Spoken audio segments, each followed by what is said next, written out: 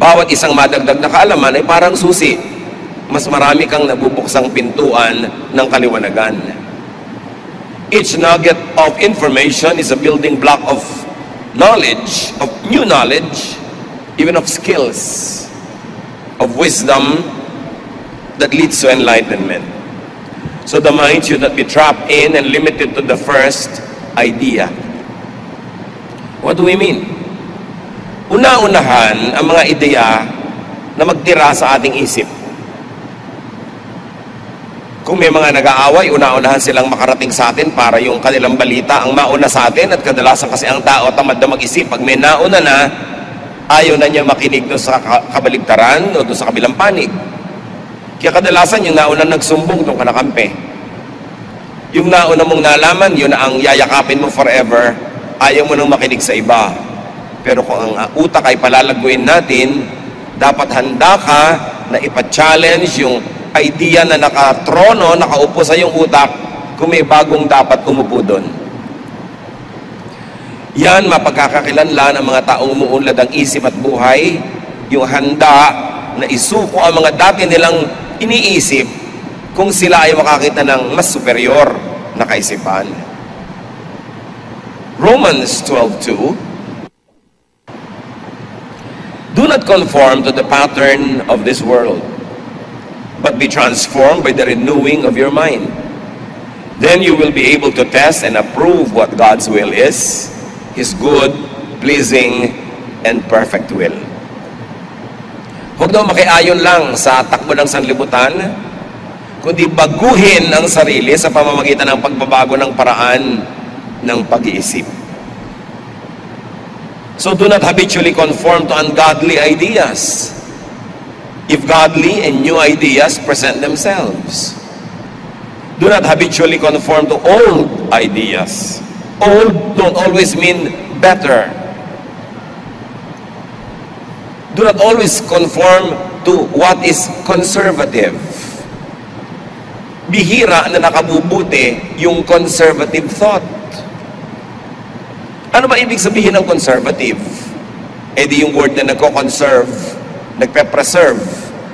So kung ano yung pumasok na ideya sa iyong utak, yun ang i-conserve mo, ipe-preserve mo, hindi mo na hahayaang hamunin ng mga bagong ideya, hindi mo na isusuko sa mga mas magagandang bagong ideya, so conserve ka ng conserve.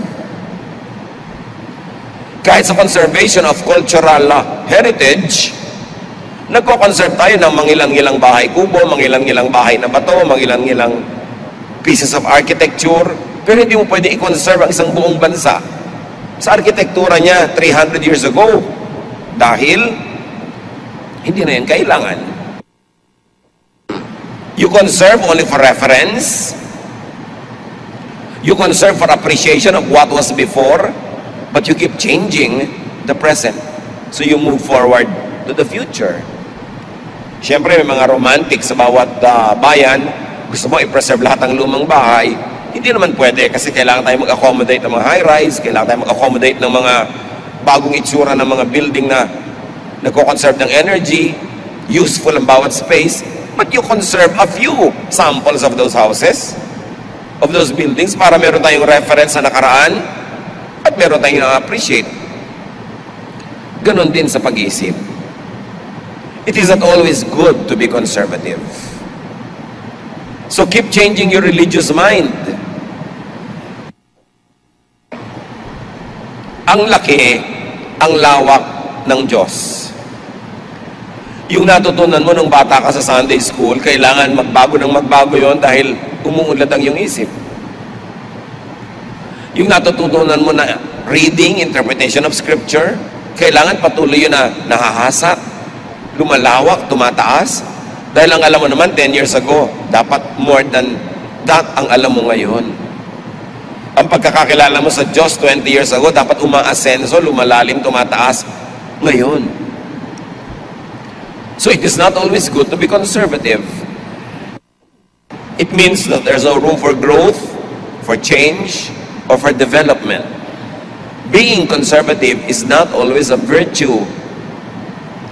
Kaya tingnan ninyo, sinong mga mahirap kasama at kasalamuha sa buhay? Di ba yung mga conservative? Kasi pinipilit ka nilang ipako sa isang lifestyle, sa isang mode of dressing, sa isang way of life na tapos na nung araw pa at hindi na epektibo ngayon. It is not good to be boxed in. And in a religious way, it is not good to be sectarian nor to be dogmatic. Bakit? Pag sectarian ka, sinabi mo, kasi ito ang aking religious membership. Kasi dito ako member ng ganitong church. Pagka ipinattern mo na doon ang lahat ng pag-iisip mo, ire-reject mo na, kapatid, ang lahat ng uri ng ibang approaches, reading of and interpretation of Scripture. At doon ka na lang magiging totally loyal sa iyong sekta, sa iyong relihiyon. Wala namang religion na perfect. Therefore, lilimitahan mo ang iyong isip sa mga bagay na dapat sana'y lumalago. Lalo yung may kinalaman sa Diyos. Ang laki-laki ng Diyos, hindi siya kasya sa isang simbahan lang. Hindi siya kasya sa isa lamang na dogma o isang doktrina o isang sekta. Hindi siya pwedeng solohin at kanyahin ng isa lang na grupo. Kasi ang laki-laki ng Diyos. At pag nilimita mo ang pag-iisip mo, ayon sa pag-iisip ng isang sekta lamang, makukulong. At pag nakulong ang iyong pag-iisip, ano mangyayari sa iyo? Magiging dogmatic ka, mali ang lahat, kami lang ang tama. Magiging judgmental ka sa iba, mali sila, kami tama. At magiging self-righteous ka dahil ikaw ang tama. Mga bagay na hinding-hindi itinuro ni Jesus. Huwag magpakulong sa nauna. Huwag din magpakulong sa most recent. Yung iba naman, baligtad, talagang hindi conservative. Pero lahat ng bagong uso, isinuot, ginawa, kinain, kahit experimental level pa lamang.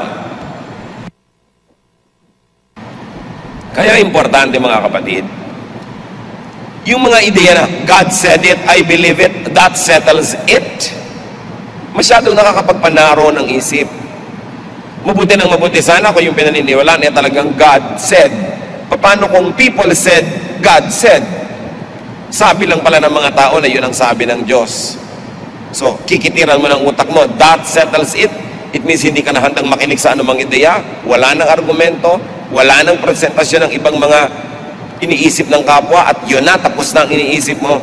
That is narrow-mindedness. At kung merong dapat magpalawak ng isip, unang-una na yung mga relihiyoso, yung mga maka-Diyos, knowing that God is so great, that there is so much to know about God, that you cannot be 100% loyal to any sectarian thought or doctrine because that will limit the way you think. Kailangan nakabukas ang isip. God needs no protection from lies because God is truth and truth prevails. Huwag tayong sobrang matakot magkamali, ayaw mo na tuloy mag-isip. Sa pag-iisip at sa natural na period ng pagkalito, pag ikaw'y nag-isip, doon isinisilang ang mga bagong magagandang ideya. Walang nagkakaroon ng kaliwanagan na hindi mo na nalito. Anong ibig natin sabihin? Naniniwala ka na sa idea A, tapos may narinig kang idea B, nalito ka dahil magkalaban kuminsan yung dalawang ideya.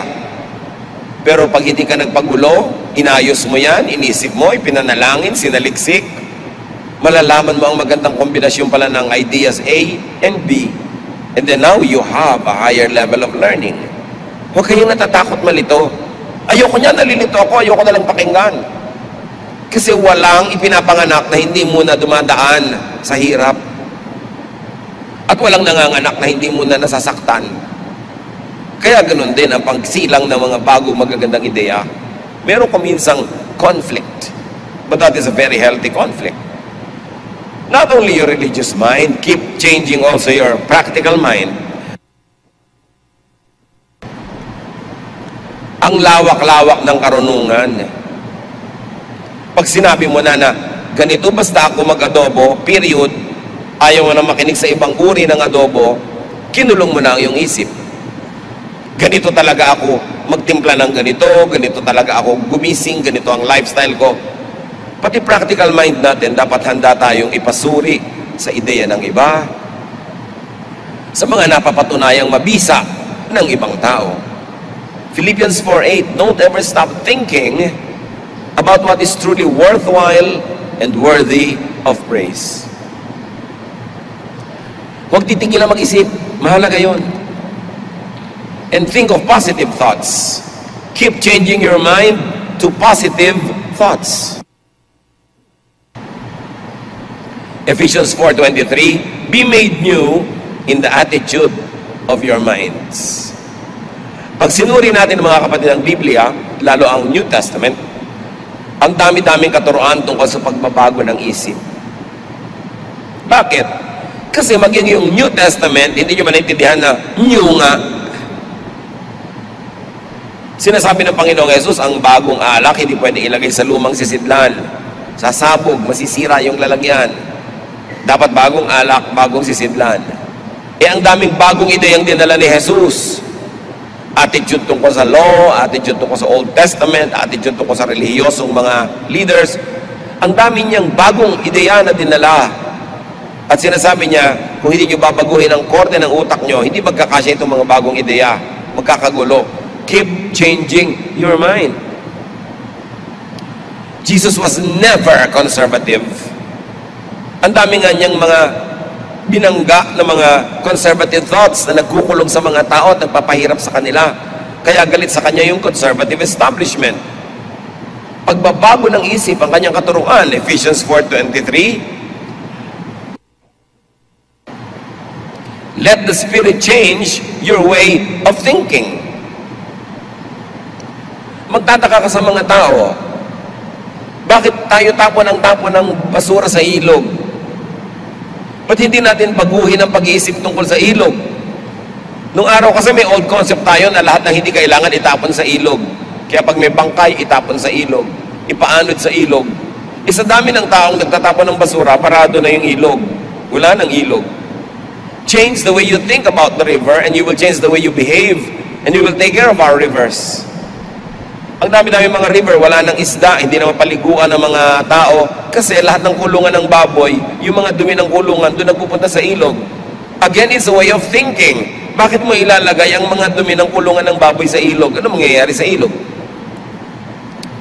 Pagka maraming mga kababayan tayo nagkikita-kita, nagtatagpo-tagpo, tingnan nyo ang iiwang tambak-tambak na basura. Dito lang sa bulwagan ng Panginoon, tingnan nyo mga ilalim ng silya ng mga tao pagkatapos ng worship. Sari-saring kalat ang iniiwan. Mga pinagkainan, mga balutan, mga pinag-inuman. Ano tingin niya sa sahig ng bulwagan ng Panginoon? Basurahan? It's the way we think. Kailangan palitan natin ang attitude tungkol sa basura na mas matanggal ko sa sarili ko, maitapong ko, okay na ako. It has to be disposed of properly. Mahirap pa sa mga tao magdala ng mga mumunting mga plastic bags na kung may mga kalat-kalat silang nalilikha, balutan ng mga candy, etc. Doon nila ilagay. At pagdaan nila sa isang matinong basurahan, doon nila ilagay, hindi kung saan-saan bitawan. It's the way we think. Pag tinitingnan natin ang mga problema ng ating lipunan, ang mga bus, kahit saan na lang nagbababa at nagsasakay, kasi ang gusto lang niya, siya ang makakuha ng pasahero, it's the way the drivers think. But also because it's the way the operators think. Why? Kasi porsyentuhan ng mga driver ng bus. So gusto nila magsakay na magsakay kahit punong-puno na, magmadali para makarating agad doon sa dulo at makapagsakay uli para dumami ang porsyento nila. Sasabihin naman ng iba, bakit hindi natin lang bigyan ng fixed salary ang mga driver para hindi sila ganon? Pag binigyan mo ng fixed salary, hindi na magdadrive. Ang bagal-bagal na kahit walang pasahero, okay na sa kanila kasi fixed naman yung salary. So sinong may problema? Yung operator, yung pasahero na kahit saan gustong bumaba at sumakay, bababa at sasakay, yung driver, sino? Lahat, ang buong lipunan. So sino nagdurusa? Tayong lahat. Nakita nyo lang kaguluhan ng mga public cemetery natin? Wala ka ng lakaran? Nung nakatalikod ka, biglang merong naglagay ng nicho dito sa daan, may lumampas, merong nakatagilid, may nakatiwarek, patong-patong, ang gulo-gulo ng lipunan natin. We should change the way we think. Sobrang makasarili ang mga tao, hindi iniisip ang ikakabuti ng komunidad at lahat naman tayo nagdurusa. Kaya si Jesus mismo ang itinuro niya sa mga tao, baguhin nyo ang inyong pag-iisip. Hindi pag wala kang pera, ang iniisip mo kanino kaya makautang. Again, it's a kind of thinking. But hindi mo iniisip, paano kaya ako kikita? Hindi yung paano kaya ako manghihingi.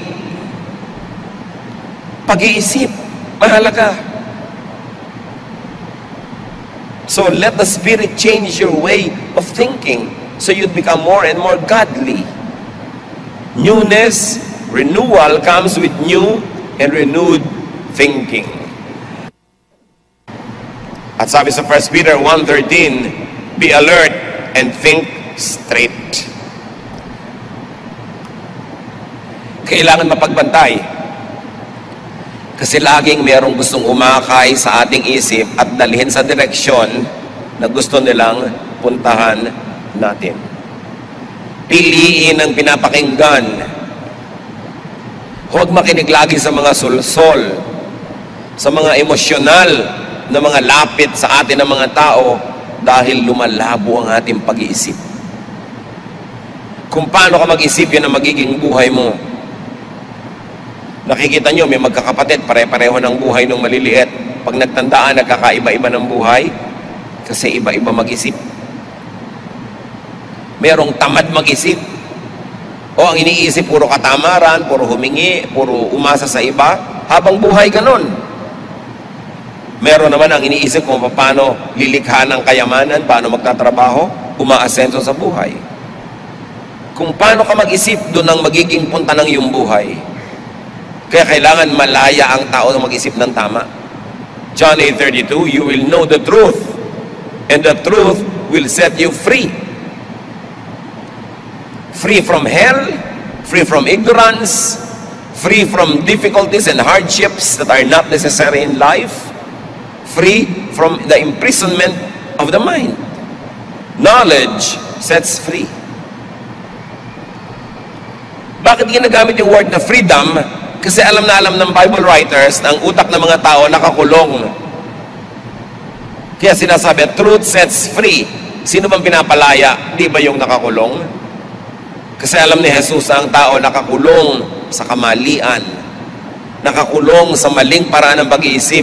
Kaya gusto niyang palayain ang mga tao mula dito. Nakikita ninyo, may mga bansa na biglang lumalaya. Ang dami-daming bansa sa Africa.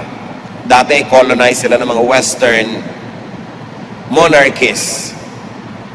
Nung nagrevolusyon sila at lumaya, ano nangyari? Ang dami-daming banana republic. May isang republika ngayon, may coup next week, bagong republika, nakakalimang republika na sila sa loob ng isang buwan.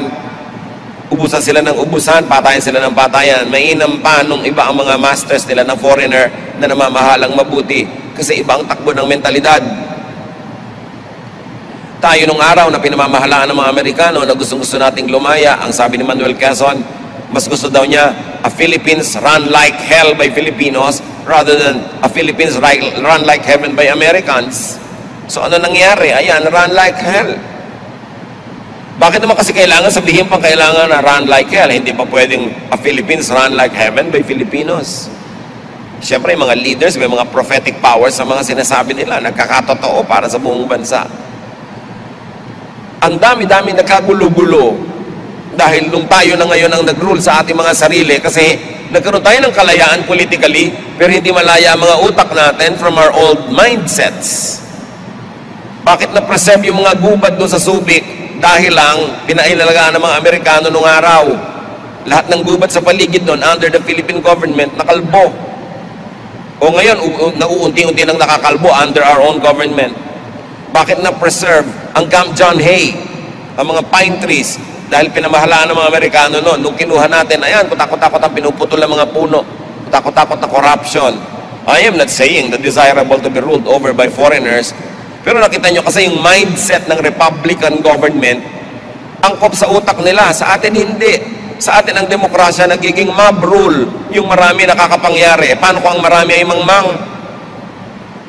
Paano kung ang marami hindi nag-iisip na mabuti? Paano kung iboboto mo lang isang politiko dahil maganda yung asawa? Ano mangyayari sa demokrasya? At ganyan din ang nangyayari sa church.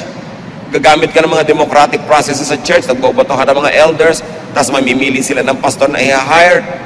Power from below, democratic power, not everyone is aware to be able to govern well. And if you get power from below, you get chaos when those who are below are not enlightened. It's all a problem of thinking. Sa mga pamilya niyo, mga kapatid, sino ba mga problemang tao? Di ba yung baluktot mag-isip? Nga walang katwiran? Ignorance imprisons. Ignorance enslaves. Kaya si Jose Rizal noon, sabi niya, bago kalayaan, edukasyon muna. Kasi ano mangyayari sa isang bayang malaya na mangmang? Kailangan natuto ka muna para yung laya magamit mo sa responsibility, hindi sa licentiousness. Katulad din ng mga lumalaya sa Panginoon dahil may eternal security, anong gagamitin nila para sa mga pamumuhay na sobrang sama? Dahil sabi nila, secure na kasi ako. Ginamit yung kalayaan sa mali. Ang kalayaan ay bagay sa mga taong marurunong. Pag pinalaya mo politically ang mga tao hindi marurunong, sila magpapatayan, sila mag-uubusan. At sila hindi nila mamahalin yung public institutions. Ignorance of the majority empowers the cunning minority. Even the monarchy and priesthood. Napakatagal, mga kapatid, na ginusto ng mga nagaharing mga uri sa lipunan like the elite, the monarchs, and the priesthood na panatilihing mangmang ng mga tao. Kasi ang mangmang ng mga tao ay madaling pasunurin, madaling abusuhin. Kaya merong isang quote dito sa play ni Oscar Wilde, The Importance of Being Earnest, na gusto kong i-share with you because it encapsulates the idea of the elite about the masses. Sabi ni Lady Bracknell, isang elitistang mayamang babae, I do not approve of anything that tampers with natural ignorance. Ignorance is like a delicate, exotic fruit. Touch it, and the bloom is gone. The whole theory of modern education is radically unsound. Fortunately, in England, at any rate, education produces no effect whatsoever. If it did, it would prove to be a serious threat to the upper classes and probably lead to acts of violence in Grosvenor Square. Itong si Oscar Wilde, nakulong ito dahil sa kanyang mga pitik, no, at mga pilantik niya against the aristocracy at sa kanyang lifestyle that was not in conformity with the times of his life. Pero lumalabas sa karakter nitong babaeng ito na mas gusto ng mga elite, mas gusto ng mga nangunguna ay mga tao para sila lang ang marunong, para mamanipulate nila ang mga tao sa kanilang ikabubuti. Kahit sa religion, ganun mga kapatid. Gusto ng maraming mga preachers, teachers, mga leaders, mangmang ang mga tao. Para kung ano na lang ang sabihin nila sa pulpito, yun na ang katuruan. Para kung anong ituro nila sa kanilang mga classes, yun na. At ang mga tao hindi na nag-iisip para sa sarili, hindi na nagsasaliksik. Mas madaling i-manipulate. Madaling pasukahin ang mga donation. Madaling pilipitin at gamitin. But that is not the way of Jesus. Jesus teaches the truth, and the truth sets free. Kaya si Marx, na number one critic ng established religion, sabi niya, religion is opium to the people. It's not always true. Religion is good if it's used well.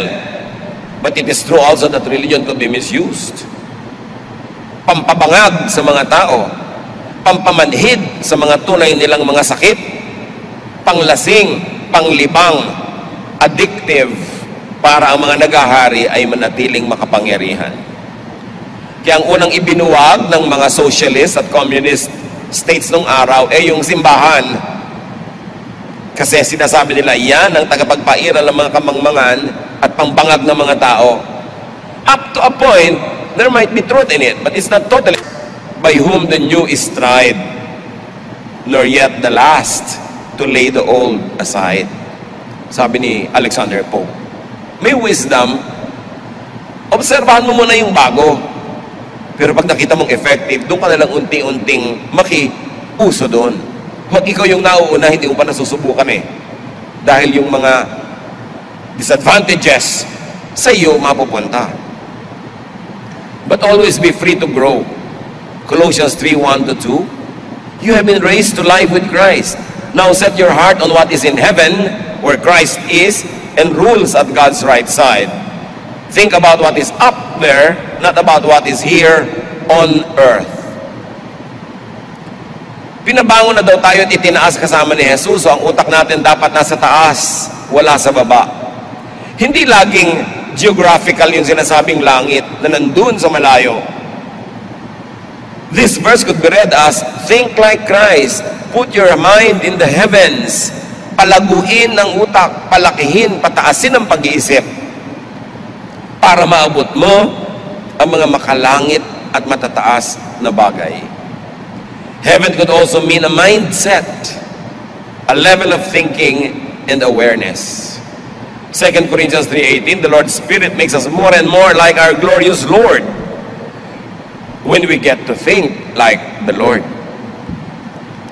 Goal ng mga Kristiyano, maging Christ-like. How will you be like Christ? Only when you think like Jesus. Not by doing what Jesus did. Nagpapapako ka sa krus, kung ano-anong gagawin mo, kinokopya mo yung ginawa niya. No. Think like Jesus thought. And you will be like Him. Ang pinakakamukha mo naman eh, yung taong kamukha mo mag-isip. Yun ang pinakakasundo mo, at yun ang pinakaswak sa iyong sariling mga values. So mga kapatid, keep examining your thoughts.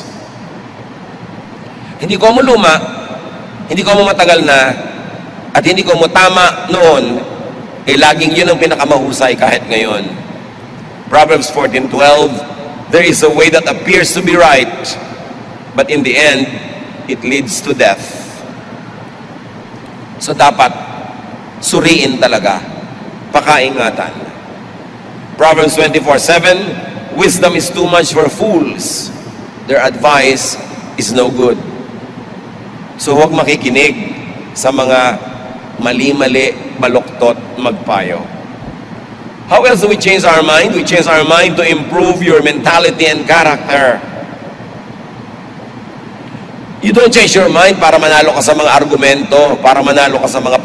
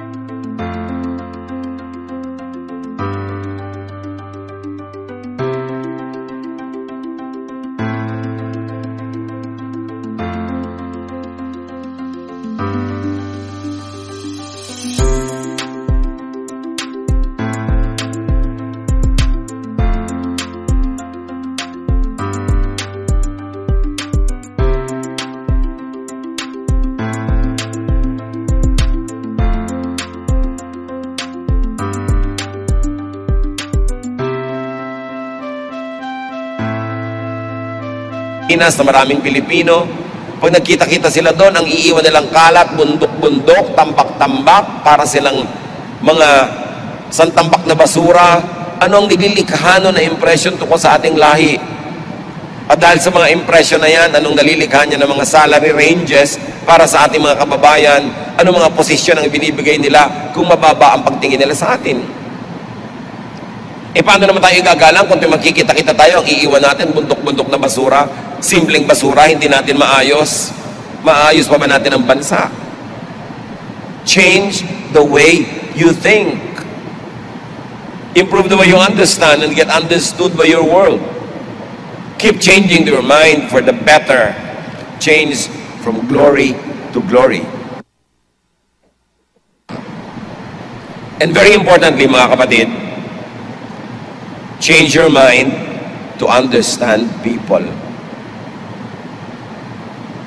Think about this. Kung lagi kayong naiinis sa asawa nyo, hindi naman siya nagbabago, it's time to change your mind about your spouse. Change the way you think about her or him. naiinis kayo sa nanay nyo, naiinis kayo sa anak nyo, naiinis kayo sa biyanan nyo, hindi naman siya nagbabago, ba't din na lang yung pag-iisip nyo, baguhin nyo, unawain nyo siya.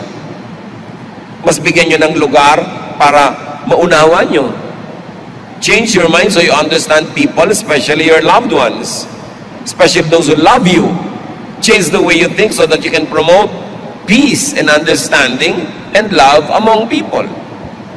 Kung lagi ang pag-iisip nyo ang nakakauwian ay nakakalaban nyo yung kapwa nyo, nagtatalo kayo, nag-iiba-iba kayo ng mga ideya, baguhin nyo na ng pag-iisip nyo para magkaroon ng katahimikan. Kesa patuloy naman manindigan kayo sa inyong